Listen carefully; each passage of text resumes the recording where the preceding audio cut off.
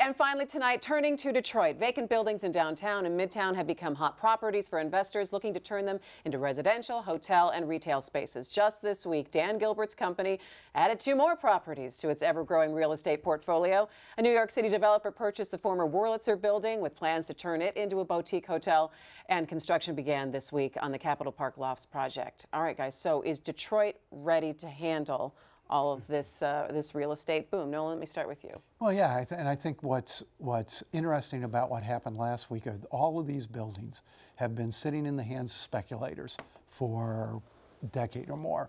The Stott building that Gilbert bought, Chinese speculators were holding on to that, wrenching those buildings out of the hands of people who have no intention of rehabilitating them is a good first step. And people, say what you will about the property, all the property Gilbert is acquiring. When he gets a building, he almost immediately starts work on putting that building into use. And that's something we haven't seen here over the last 20 years. Still got the Free Press building sitting there since 1997, in the hands now of Chinese owners who have no intention of doing anything with that building. Haven't done anything with it. City needs to really start making it uncomfortable for people to speculate on buildings and hold them forever while we're trying to rebuild a vibrant downtown. Yeah.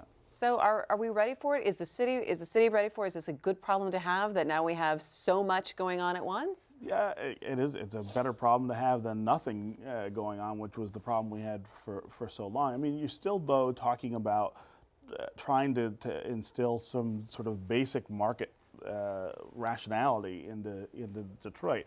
It's still very difficult to do projects in Detroit without subsidies, which is a sign of the weakness in the market.